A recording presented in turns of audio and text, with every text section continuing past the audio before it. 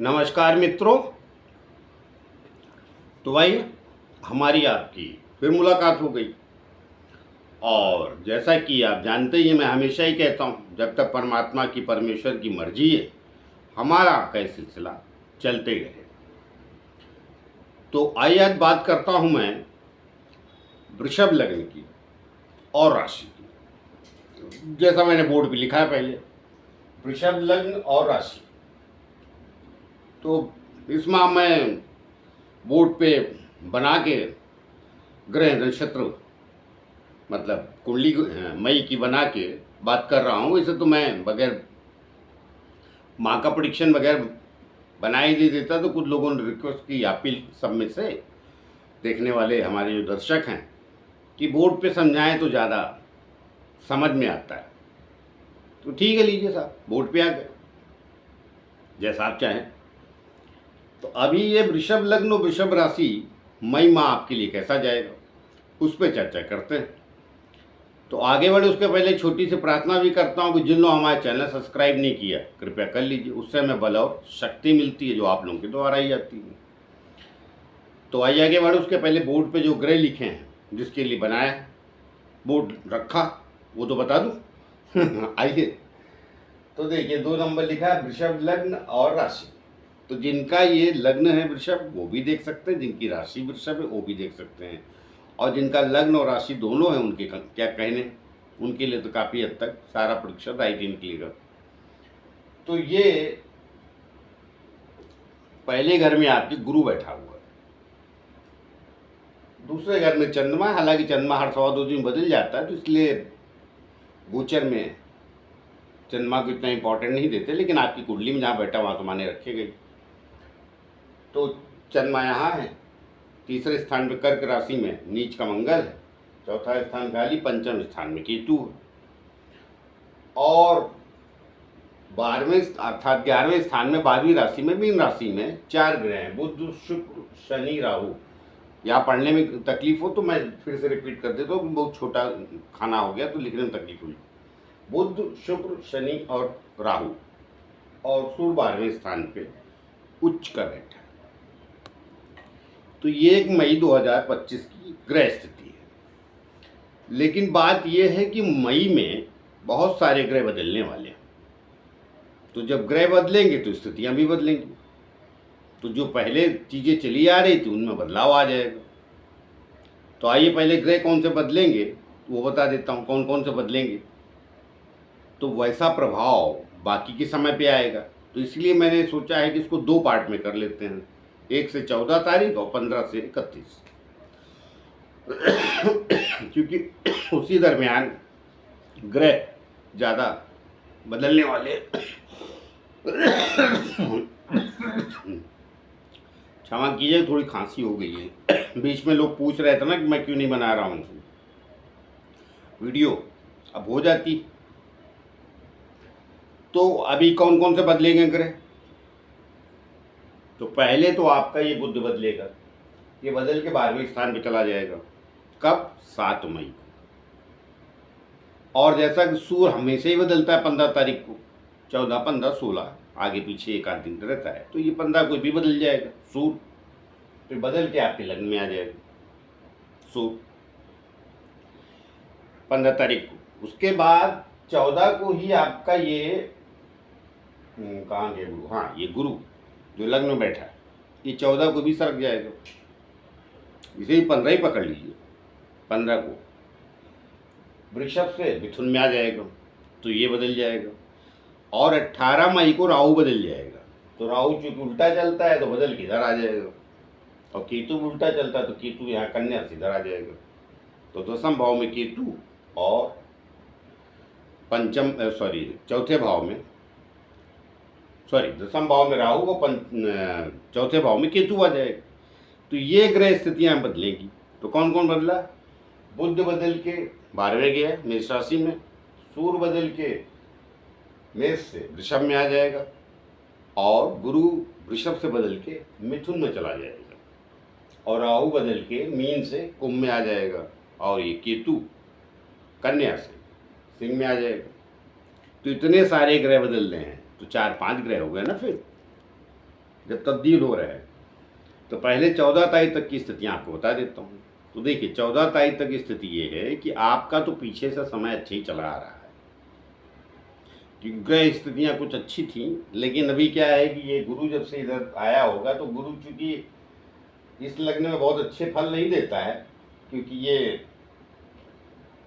छठे का सॉरी 8वें का और 12वें स्थान का स्वामी होता है। तो लग्न में आपके है तो थोड़ा सा कुछ शारीरिक, अगर इसकी अंतर्दशा वगैरह चल रही है तो कुछ शारीरिक कमजोरी वगैरह, अर्थात शारीरिक थोड़ा सा तकलीफ दे रहा होगा, अगर दशा में अंतर्दशा में है तो। नहीं है तो कोई बात नहीं, तब तो इतना नहीं दे रहा होगा, क्योंकि गुरु अच्छे परिणाम देता नहीं। तो अभी क्या है, सूर्य आपका उच्च का है, कहाँ? 12वें स्थान में, तो स्वामी है चौथे स्थान का। तो ये 14 तक तो यही रहेगा, 15 तारीख तक, 15 मई तक। तो अब 12वें स्थान पे सूर्य उच्च का होता है, तो वो कुछ गलत तो नहीं है, लेकिन बहुत अच्छे फल भी नहीं देता। 12वें स्थान पे चला कि 12वां स्थान व्यय का हो जाता है ना, थोड़े कुछ लॉसेस का भी होता है। तो क्या लॉस करेगा, थोड़ा सुखों में कुछ कमी लाएगा, उसका कारण तो सूर्य ही नहीं, फिर एकाध ग्रह और भी हो जाते हैं। लेकिन आपका लग्न का मालिक तो बहुत बढ़िया चल रहा है ना, वृषभ का ये शुक्र। तो जब लग्न का मालिक इतना अच्छा हो, उच्च का हो, तो चीज़ें संवार लेता है। कर्म स्थान का स्वामी आपका पहले से काफ़ी अच्छा चल रहा है, शनि, जो आपके यहाँ राजयोग देता है। तो अभी पहले वो 2.5 साल इधर था, अभी 2.5 इधर हो गया, 5 साल से तो ऐसे ही आपका जीवन अच्छा है शनि बदौलत। कर्म स्थान का स्वामी अच्छा चल रहा है, तो बाकी चीज़ें अपने आप ठीक होती हैं। फिर सेकंड नंबर पे लग्न आता है। तो अभी वो बदल के कहाँ गया? अभी वो बदल के गया कहाँ? मीन राशि में, तो भी 11वें स्थान पे गया। तो खाली यहाँ तो शुक्र महाराज निकल के चले जाएंगे 7 तारीख को उधर, बाकी तो 18 तक यही रहेगा। शनि और शुक्र यही रहने वाला, राहु बदल के इधर आ जाएगा। तो राहु जब बदल के इधर आएगा 10वें भाव में, तो थोड़ा ठीक ही है, क्योंकि शनि राहु बुध सब एक साथ इतने एक दूसरे क्रॉस करने वाले प्लैनेट नहीं होना चाहिए। 2 शुभ प्लैनेट है, 2 क्रूर प्लैनेट है। लेकिन 11वें स्थान पे जैसा कहा जाता है कि कहीं ना कहीं आय लाभ के लिए क्रूर और शुभ सब प्लैनेट ठीक होते हैं। तो अब 11वें स्थान पे हैं आपके प्लैनेट, तो कोई बात ही नहीं, अच्छे रहेगा। अब उसके बाद क्या होता है कि आएगा 14 मई के बाद का समय, 15 मई। तो अब गुरु यहाँ से सरक के दूसरे स्थान पे आ जाएगा, तो अच्छा ही है, क्योंकि क्या है कि शनि जहाँ कर्म स्थान का और भाग्य स्थान का स्वामी के मीन राशि, तो उसका स्वामी फिर धन स्थान पे आ जाएगा। तो वो कहीं ना कहीं थोड़ा ठीक है, फिर यहाँ से दृष्टि भी देगा, तो धन दूसरे स्थान पे जाके अच्छा ही हो जाएगा। और अभी थोड़ा सा जब से ये शनि बदला है, तो अभी शनि देखिए 29 मार्च को बदला था, तो जब से शनि बदला होगा तो खाली इतना है कि कुछ झुंझलाहट और वाणी में कुछ तकलीफ, मतलब आदमी जिसको कहते हैं कुछ झंझट झमेले हो रहे होंगे बेवजह के, क्योंकि वो गुरु पे दृष्टि डाल रहा था। लेकिन अभी आगे भी सूर्य यहाँ से यहाँ आ जाए, गुरु तो चला जाए, तो गुरु तो आगे चला गया, तो उस पर दृष्टि नहीं रहेगी, लेकिन सूर्य पे तो रहेगी जब ये इधर आ जाएगी। क्योंकि 14 को 15 को पकड़िए तो आसान रहता है, महीना का दिन, एक दिन में क्या 15 को सूर्य इधर आ जाएगा और गुरु इधर चला जाएगा, तो सूर्य पे दृष्टि शनि की तब भी रहेगी। तो गर्म मिजाजी को मत पालिए, क्योंकि लग्न में सूर्य रहता है तो थोड़ा मनुष्य गर्म मिजाजी रहता है। मंगल आपका ये क्या है कि ये कहीं ना कहीं आपके 12वें और सप्तम का स्वामी होता है लाइफ पार्टनर का, तो वो भी नीच का चल रहा है 3रे स्थान पे, तो कोई बुराई नहीं, वहाँ एकांतपुर से पड़े रहने दीजिए। और दृष्टि भी उसकी 6ठे स्थान पे, कुछ गड़बड़ नहीं। तो अभी क्या है कि ये जब गुरु बदल जाएगा तो थोड़ा स्थितियाँ जो 19-20 झुंझलाहट वगैरह चल रही वो सब सही हो जाएगी। कारोबार वगैरह के लिए आपका परेशानी तो इसे भी नहीं है, आगे भी नहीं रहेगी। कुल्ली देखिए वृषभ लग्न वालों के लिए ये समय अच्छा है, पूरा मई अच्छा ही जाएगा। छोटी मोटी झंझट और झगड़े सब जगह चलते रहते हैं, वो जीवन का पार्ट है।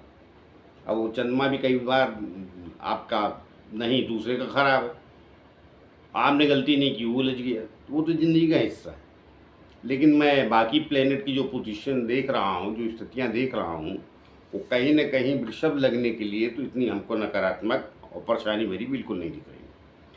कारण क्या है कि बुध बदल के इधर भी आ जाएगा तो कोई इतराज नहीं, 12वें भी बुध गया तो शनि यहीं रहेगा, राहु बदल के 18 को उधर आएगा, तो वो भी दशम भाव में गया।